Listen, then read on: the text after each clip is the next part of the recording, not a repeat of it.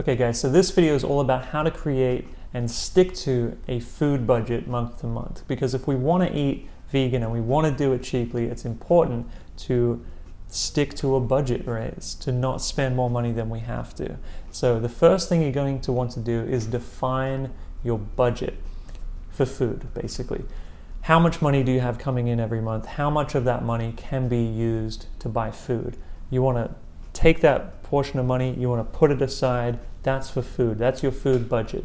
Then you want to find out what things you absolutely need in the month. Obviously you need staple foods, because staple foods are going to create the majority of your calories, right? You're going to want enough staple foods, because even if you can't get those other things, those nice to haves, you know, the condiments, the garnishes, the mock meats, that kind of thing, things that make the meal more interesting. Even if you can't get those things, if you have the staples, you're going to be satisfied, you're going to be able to get through the month because you have enough calories, you have enough nutrients in your system to make it through. Okay, so we're definitely going to want to get those staple foods: the rice, the beans, the potatoes, the oats, the berries, the vegetables. Okay, we're going to want those things as the base. Once we have those things, whatever's left over we can use on nice to have things in the food budget, you know, the mock meats, those sorts of things,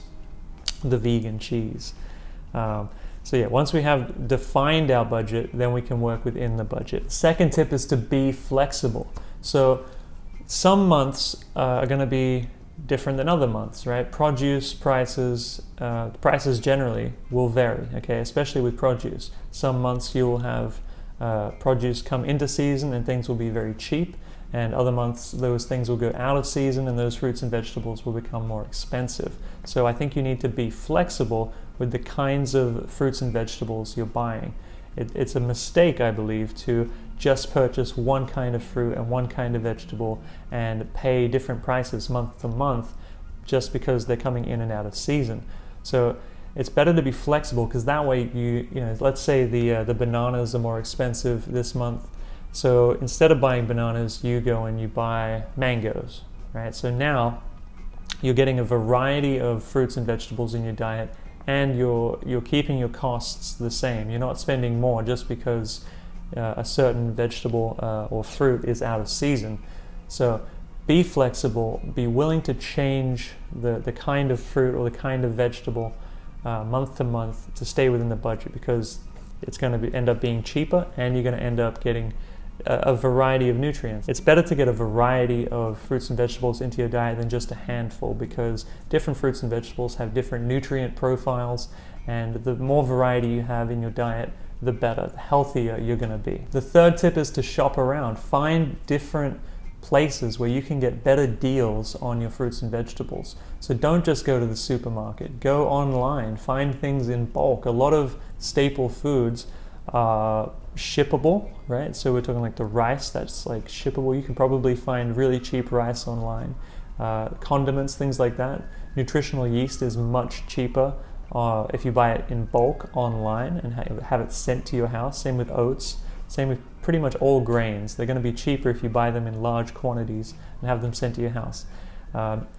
Fruit and vegetable markets, they're going to be cheaper for certain fruits and vegetables.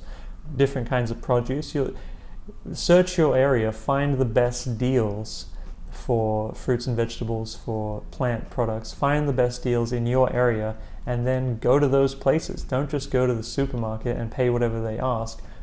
You know, even if you're at the supermarket, see if you can negotiate a deal on a larger quantity of the produce. You'd be surprised how many supermarkets, especially ones that are privately owned, will be willing to, you know, cut you a deal on large quantities of produce. So shop around and find the best deal in your area. The fourth tip is to reinvest any of the leftover money in your food budget month to month, so that sometimes, you know, you'll end up with a little bit extra money in your food budget. Don't just go and spend that at restaurants. Keep that in the food budget so that next month you have a little bit more. You have a little bit of a buffer to get more produce, so you can create even healthier, even more interesting and nutritious meals at home.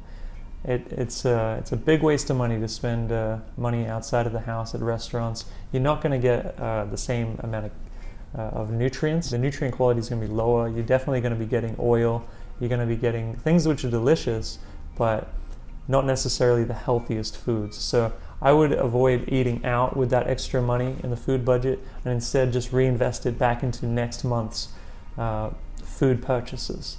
All right, so that's the video today. That's all about how to eat on a budget, how to keep your prices down, keep your food as healthy as possible for the lowest cost. Give this video a thumbs up if you liked it. Leave any comments you have down below. If you want to see more videos like this about how to live vegan easily, cheaply, and sustainably, subscribe to the channel.